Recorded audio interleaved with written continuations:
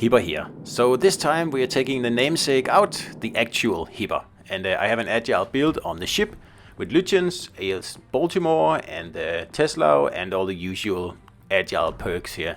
And on the ship we have this one, and then we have the double rudder. I'm having a little trouble keeping up here. I'm going very fast in this one here, I think. But I hope you caught it, because I had trouble catching it.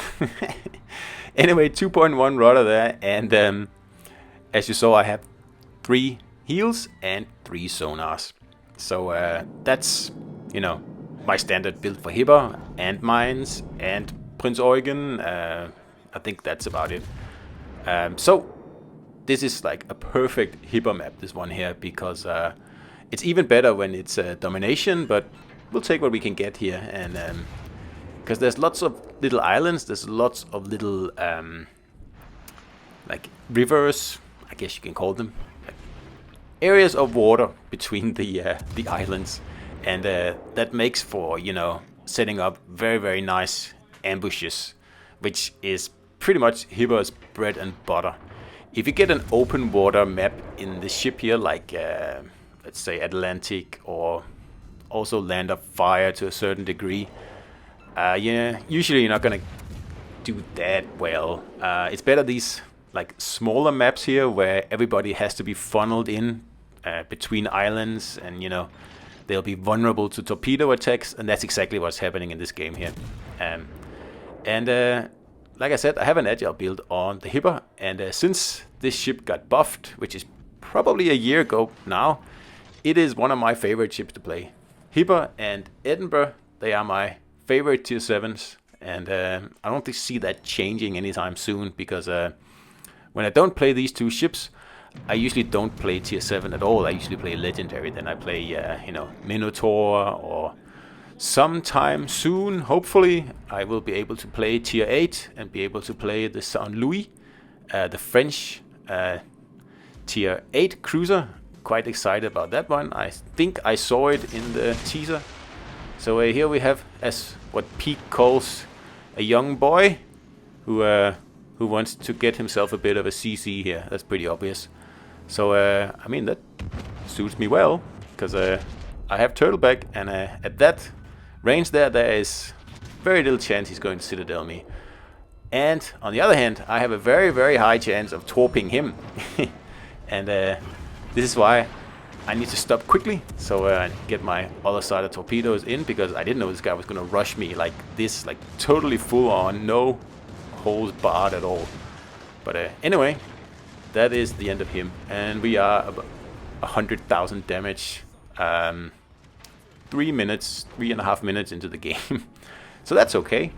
So we'll move on. We can see a Kansas over here on the right. That's looks like he's about to squeeze himself through a very, very narrow channel.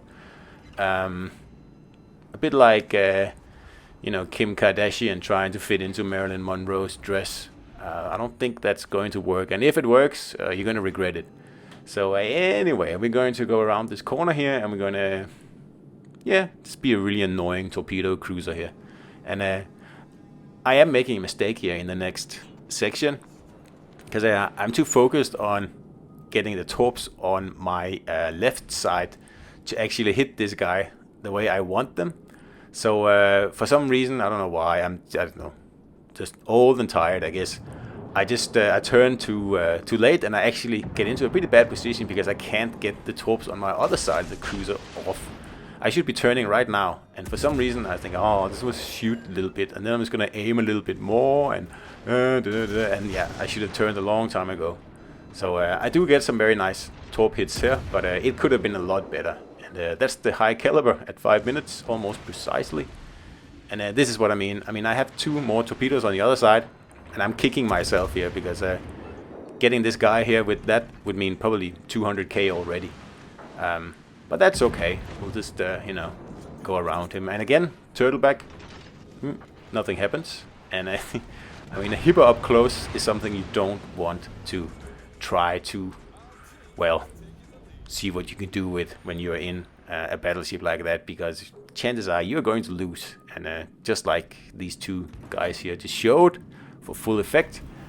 And there's not much left on this flank now. There's a destroyer somewhere, and I'm kind of hoping this Fletcher here will spot him, so I can help him take him out.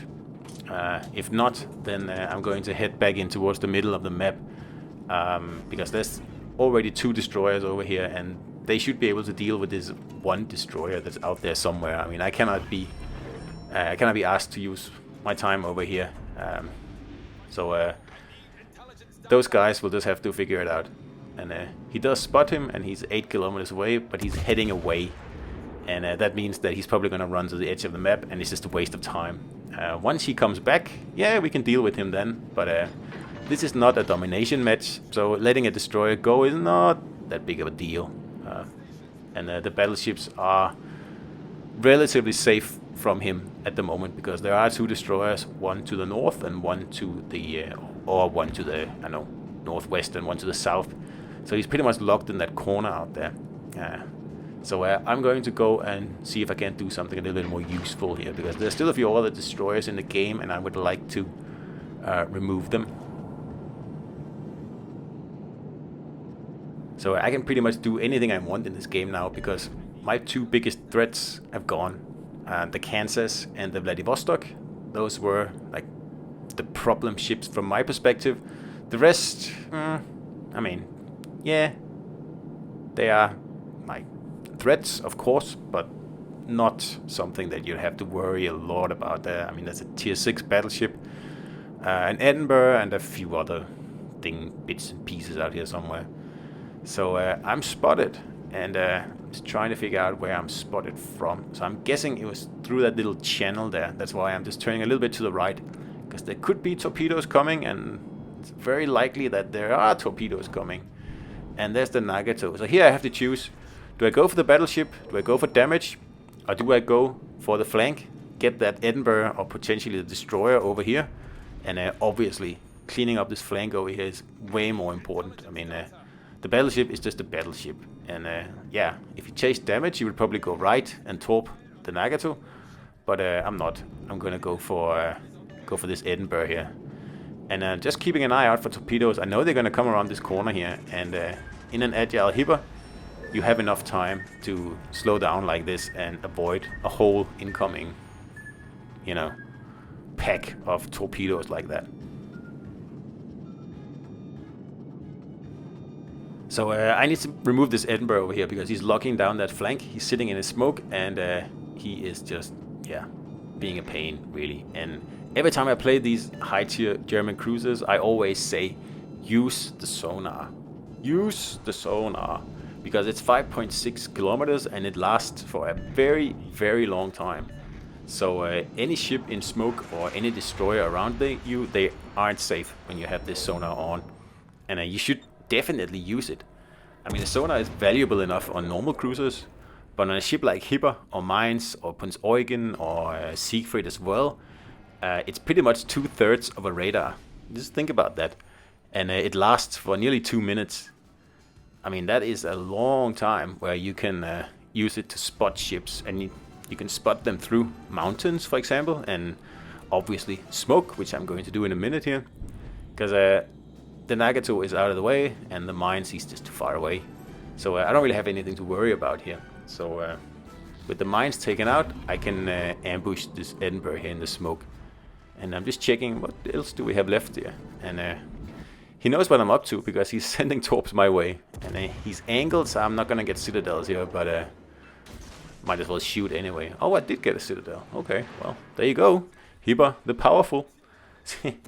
Okay, so all I have to do is get close, and then I have to torp this guy here. And as long as I stay bow on, then the damage he can do with his British AP is quite limited. And it looks like he knows that, and he comes to term with it now, and he thinks, okay, I'm gonna go for the torp, and possibly the ram, I guess, I don't know. So don't want to be premature here, I just want to see what he's up to. And then we use the agile hipper here that no one is really, used to cheat him out of 2 torps, and we're gonna take 1, but that's okay, that's a pretty good trade. And the Edinburgh gone, the flank is opened up, and we're going to take advantage of that by actually heading up this flank here. So now we have 2 destroyers sitting down in the base, which is strange to say the least. And that's why I'm going on about, hey, I need some intelligence data up here. I mean, why are you sitting down there? There's only a battleship left, and then we can go and cap. And all 4 players are just sitting down there. But anyway, we'll see what happens here. So I'm gonna see if I can spot this battleship myself. I'm kind of hoping that he's sitting here at the end of the island that kind of protrudes into the red cap.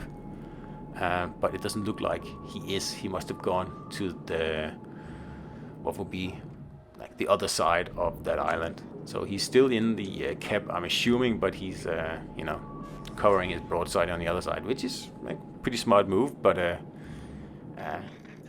I probably would have positioned differently in the game if I was him, because at the whole time he was just sitting down the back broadside, and he's just lucky that no one on my team felt the urge to citadel him. So anyway, I'm just moving in, and I have another sonar in 2.5 minutes, which is quite a long time because there's only 3 minutes left here, and I really wish these things reloaded faster. So we just got a peek of the Nagato there, and I just get off around, and then I get into cover, because although Nagato is very unreliable in, you know, its dispersion, if it does hit you, it does hurt, and I only have less than 12,000 health left, so I have to be a little careful here. So I'm just kind of waiting for this destroyer here to actually come and spot, you know, sail all the way from the base, all the way up to the other base, and do what it's supposed to do. But he is doing that now, and all is good. So I don't really have a good opportunity to ambush this battleship here, because if I, you know, rush out, he's still 6 to 7 kilometers out in the cap, and with this little health here, I won't last that long. I can't torp him. I'll have to wait till he gets closer, and of course that means that my team is going to whack him around and probably steal most of his health, or not steal, but take. I mean, they are earning it quite fairly, I think. There's obviously also a destroyer somewhere, and I'm not really worried about him, but like I said, it's not a domination battle. If this was domination, like I said before, I would have chased that destroyer to the end of the world. But in a capture the base, there's only 2 bases, and there's only one of interest to him. So all I have to do is wait for him in the red base, really, if the opportunity presents itself. So we switch to AP, and then we're going to go out in full daylight here and see if we can't get rid of this Nagato here quite quickly here. And I do take a bit of hits there, but everything is a bounce, it seems. So that makes it almost 181,000 damage here, and yeah, because I got to, you know, ravage 2 battleships. But pretty good battle, and I mean, Hipper is good fun. It's such a different ship, and it's the best of all the Hipper hulls in the game. Perhaps a case could be made for Talon, but of the real Hipper hulls, you know, the German Hipper hulls, the actual Hipper is now the best after the buff. There's really no doubt about it.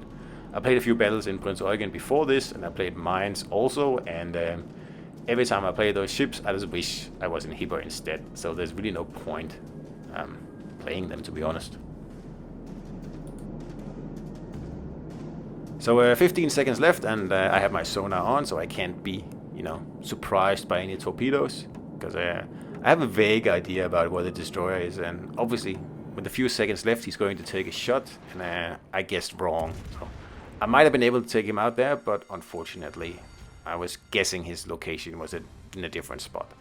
But whatever, still a pretty good battle here. So like I said, 181, almost 182, 2700 XP, actually not a lot. I think damage doesn't really give you a lot of XP, as you can clearly see here.